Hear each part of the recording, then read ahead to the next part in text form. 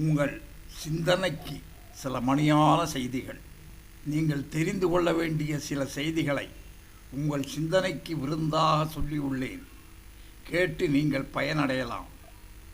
நண்பர்களே, வாழைப்பழம் சாப்பிடுங்க. பசியோடு இருப்பவர்கள் கண்டதை சாப்பிட்டு வயிற்றை கெடுத்து கொள்ளாதீர்கள். டீ காப்பியுடன் ஒரு வாழைப்பழத்தை சாப்பிட்டால் போதும்.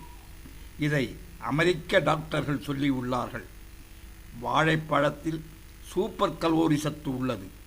உடம்பில் போனவுடன் நல்ல வேலை செய்யும். எந்த தொந்தரவும் வராது. வைட்டமின் சத்து அதிகம். அத்துடன் பொட்டாசியம், மக்னீசியம், கால்சியம், இரும்பு சத்தும் உள்ளது. இந்தியாவிற்கு அலெக்சாண்டர் வந்தபோது வாழைப்பழத்தை தான் முதலில் சாப்பிட்டு மகிழ்ந்தாராம். இரண்டாவது உலகப் போரில் பிரிட்டன் வீரர்கள் அதிகம் சாப்பிட்டது வாழைப்பழம்தான். எந்த சோர்வும் கவலையும் இருந்தாலும் கண்ட சிப்ஸ் சாப்பிடுவதை விட வாழைப்பழத்தையே சாப்பிட்டால் மலச்சிக்கலும் மனச்சோர்வும் வரவே வராது. நண்பர்களே, கம்போடியாவில் மகாபாரதம். நமது நாட்டில் காண முடியாத இராமாயண மகாபாரத நிகழ்ச்சிகளை விளக்கும் ஓவியங்கள் 1000 ஆண்டுகளுக்கு முன்பே கம்போடியா என்னும் காம்போஜ தேசத்தில் காணப்படுகின்றன. 5ஆம் நூற்றாண்டிலேயே காம்போஜ நாட்டை ஆண்ட மன்னர்கள் ராமராவண யுத்த காட்சிகளையும் மகாபாரத யுத்த காட்சிகளையும் ஓவியங்களாக தத்ரூபமாக விளங்கும்படி வரைந்து வைத்துள்ளனர். அங்குள்ள வாட்கோயில்களில் இவைகள் வரையப்பட்டுள்ளன.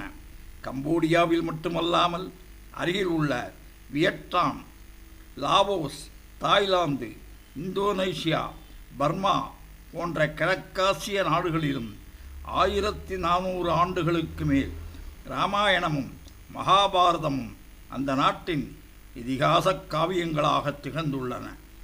நம்மைப்போல் இவர்களும் ராமனும் கண்ணனும் அவர்கள் நாட்டில் பிறந்தவர்கள் என்று நினைக்கின்றனர். அயோத்தி ராமர் கோயிலை இடித்து மசூதி கட்டிய பாபர் மட்டும் இதை ஏன் உணரவில்லை என்று தெரியவில்லை. நண்பர்களே, தூங்கு மூஞ்சிகளுக்காக ஒன்றை சொல்கின்றேன். தூங்கு மூஞ்சிகளுக்கும் எப்போதும் எப்படி தூங்க வேண்டும் என்பதற்கு சில ஆலோசனைகள். பெரியவர்களுக்கும் சிறு குழந்தைகளுக்கும் 8 மணி நேர தூக்கம் தேவை. சாப்பிட்ட உடனே தூங்கக்கூடாது. தூங்கும் முன் சுடுநீரில் குளிப்பது நல்லது. தியானம் செய்துவிட்டு தூங்கலாம். மூச்சை உள்ளே இழுத்து இழுத்து பின் வெளியே விட்டு அதற்கு பின் தூங்கலாம். தூங்க ஒரு நேரத்தை வகுத்து கொண்டு அதன்படியும் தூங்கலாம். படுக்கை அறையை தூங்குவதற்காக மட்டுமே பயன்படுத்த வேண்டும். அங்கு சாப்பிடவோ டிவி ரேடியோக்களை வைத்து கொள்ளவோ கூடாது.